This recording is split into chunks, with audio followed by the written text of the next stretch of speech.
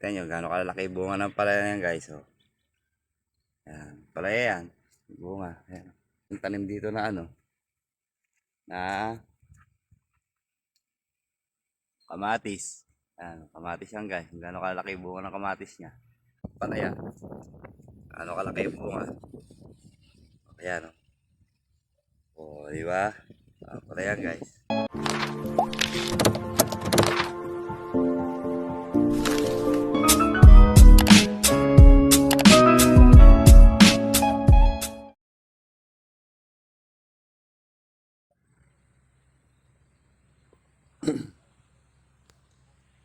So, ayan nga guys, good day na naman po, good day na naman po sa inyo lahat, mga loads, yan. At nandito na naman ako muli sa taniman, na naman tayo.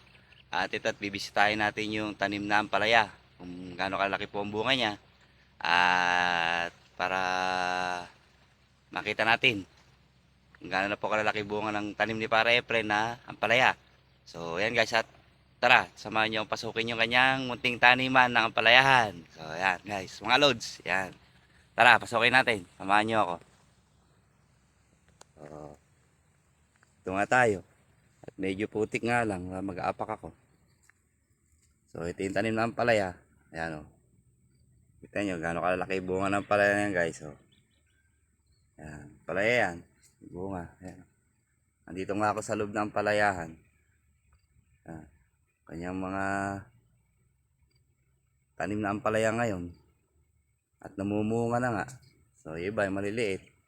Pero marami na siyang bunga. Ayan. Tapos meron din siyang tanim dito na ano. Na kamatis. Ayan, kamatis yan guys. Gano'ng kalaki bunga ng kamatis niya. Ito nga yung ampalaya. Dito nga tayo sa loob na ampalayahan. O yan. Sarap na ito mga guys. O. Mga kaloads. Sarap ng bunga ng palaya na ito. Ano, bago-bago pala kasi itong ano, namumunga. Kaya, yung iba may maliliit. Yung iba malalaki. Dito nga tayo sa ano, loob ng taniman ni Pare Efren.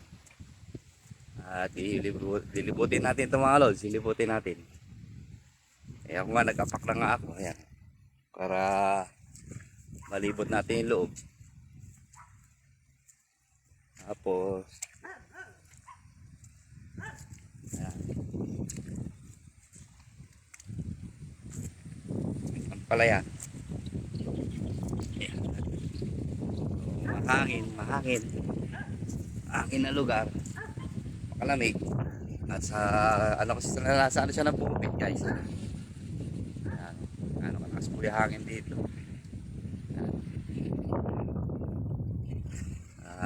Dito na tayo sa puting taniman si Pare Efren.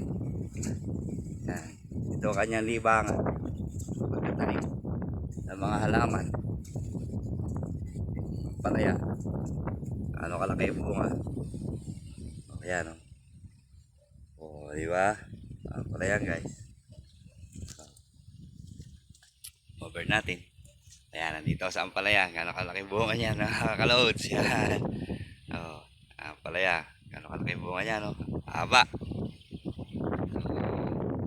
Mga ilang araw pa to bago niya anihin.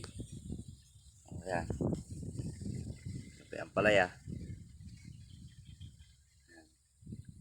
So, sa mahal po kasi ng gulay ngayon, medyo natatapatan niya yung kagandahan ng presyo. Good luck kay Pare Efren. At sa kanyang ano, munting taniman na gulayan. Ayan. At pinayagan niya tayong i-covered yung kanyang tanim na ampalaya. Ayan. Ayan pala yan guys. Dito nga sa loob ng ampalayahan. Ay naman lang sa pesto niya. Nasa gitna siya ng bukid. Tapos yung hangin. Talagang ano. Sariwan-sariwa yung hangin dito guys sa probinsya. O, palaya. Puro ang palaya to. At ilang tudling ba yung palaya niyang tanim? Isa, dalawa, tatlo, apat, lima, anim, pito, o walo. Walong tudling to guys, yung kanyang tanim na ampalaya. Walong tudling ang tawag sa amin, tudling. Ewan ko lang po sa ibang lugar kung ano tawag nila dito sa kanilang ano. Pero sa amin, tudling ang tawag. So, yan yung ampalaya nga. Nandito nga ako sa loob na ampalayahan. Tanim ni para Efren. Kaya, yung kanya namang kabila na yon, sitawan po yun guys. Kaya na-covered ko naman na yung sitawan niya na yan. At nakakailang ani na siya dyan. Meron na yatang 8 o 9 na ani na siya dyan sa kanyang sitawan. Yan. Yan na po ang kanyang naaani.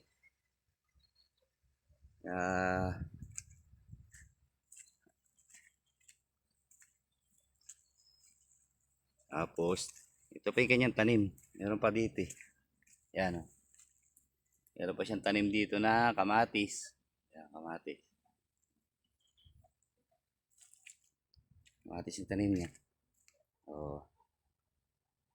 Dito nga ako sa kanyang munting taniman na ampalaya. So, ilan muna guys ang ating ang aking video ngayon. At yun muna ibablog ko ngayon, itong ampalaya niya ni Pare Efren. So, maraming salamat po sa mga kapulod nito guys. Thanks for watching po. Yan, bye-bye mga kalods. Yan, bye-bye po, bye-bye.